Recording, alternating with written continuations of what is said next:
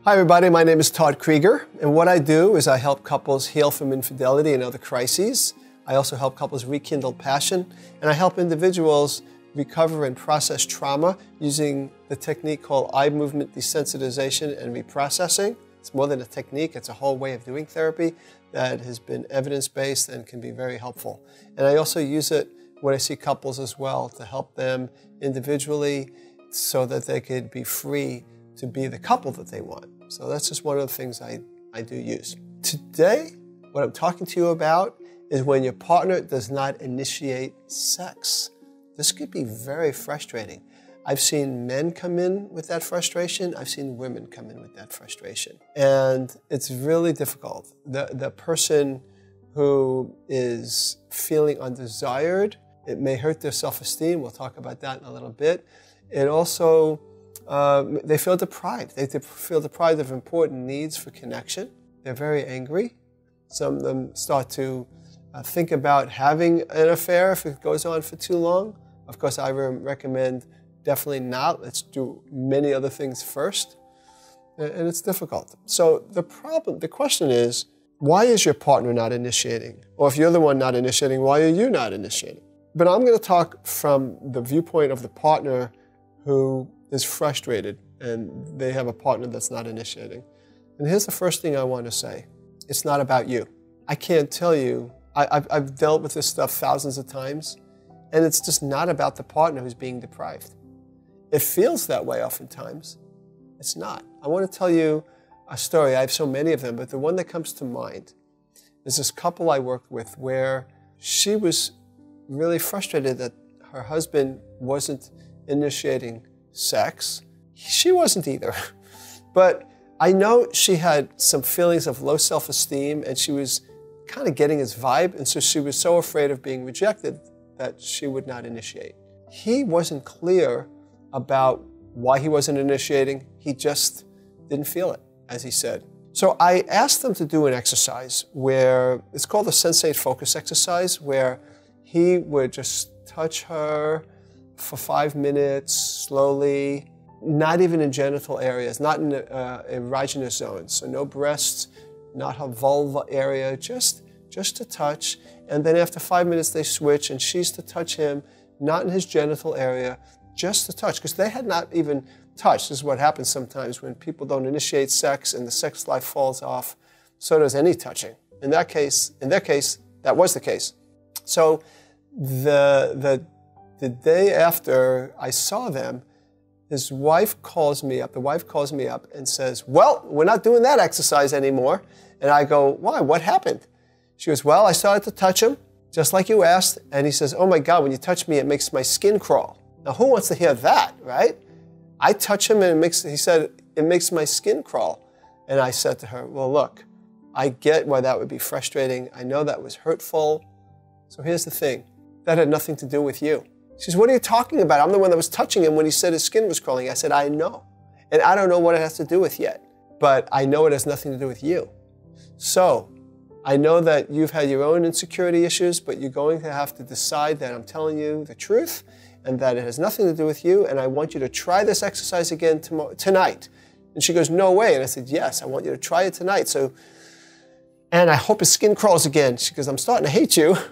It was pretty funny, but I said, no, here's the thing. I want you to touch him, but I want to know what that's about. So I'm hoping his skin crawls. And instead of you avoiding him, like you guys have been doing for years and years and years, that you move towards him, you put your hand on his shoulder and you say to him, your skin is crawling.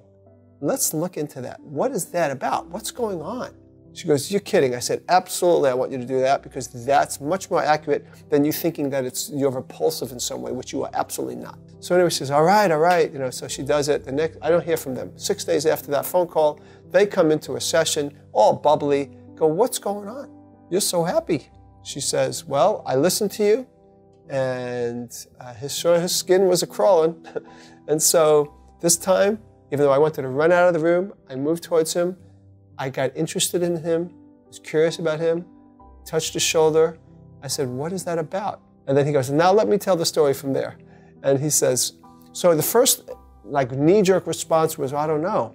And then I said, but now that you're asking me and you're being so loving, I got to tell you that what came into my memory was my mother.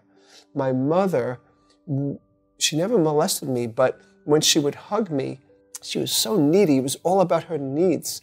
And it made my skin crawl. Just, ugh. It was like, I felt like I just disappeared into her needs. And then the wife said at that point, wow, okay, tell me more about that, which was perfect. We had practiced communication skills before. And he just burst into sobs for 3-4 minutes of sobbing. And after he stopped sobbing, she had her hand still on his shoulder and said, wow, that was a lot of pain there. And he said, yeah. She says, anything else? And he says, no, I feel a little better. I feel a lot better, actually. She goes, all right, well, you know, I'm your wife. I'm not your mother. And he said, I know. And then she said, you want to try this exercise that Todd had us do again? He goes, I guess so. So and they're telling me the story. You know, both of them were kind of, at this point, switching back and forth.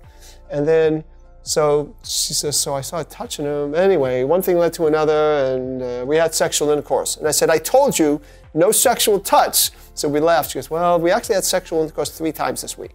So anyway, long story short, 15 years after that, they came to a workshop on communication with me. And at the first break, I went up to them. I said, it's so good to see you guys, of course. How's your sex life? They were now 70. From 25 to 55, their sex life was really difficult. They had 4 kids, you know, small Mormon family. But from 55 to 70, their sex lives really took off. And so it was because they confronted it. So why I gave you that story, there's a lot of learning lessons in that, all right? There's reasons why people do what they do. This was what I call an attachment trauma wound, where he disappeared. So when his wife touched him, he felt like he disappeared. It wasn't anything she did, it was just triggering. And for them facing it, it made it all, they healed. I don't always get such a one-session cure, but in their case, it worked. I wanted to share with you that. Obviously, there are sometimes other reasons why, other than trauma, that people don't initiate sex. But a lot of times it has to do with fear of rejection, fear of being overwhelmed, like the example I told you above, by somebody else's needs. It could be lack of sexual confidence, lack of getting their needs met. You know, again, sexual confidence, not asking for what they want. So they start to see sex as it's all for you, and they get resentful. So we need to look at that. We need to communicate. We need to do that. And again, the person who was deprived has to recognize their own patterns. Like this woman, I have self-doubt, I have insecurity, that's my stuff. And we need to work on our stuff and not confuse your stuff with my stuff. So the key to creating a safe environment where you both can have the maximum chance of initiating sex is, number 1, talk about your fears out loud, as well as the conditions you need to have good sex. We have conditions. We need to talk about them. Number 2, communicate about what you want, related to number 1, but get clear about what your sexual wants are, or at least explore it. And number 3, focus on connection, not performance. We don't have to. One of the things why people may avoid initiating is they're afraid of failure. And there is no failure in the sexual realm. We make that stuff up. No, we want to create a relationship where we're free to not have a perfect sexual union. We need to just relax a little bit and focus on the connection and the moment-by-moment pleasure. So I just wanted to give you those 3 quick tips. I want to tell you that story so that if it relates, if you can resonate to any part of the story or the tips, that is great. I'm here to help. Also, you could click on the handout about how to have a great sex life. And just know that I'm here again, like I said. This is Todd Creager, making the world safe for love.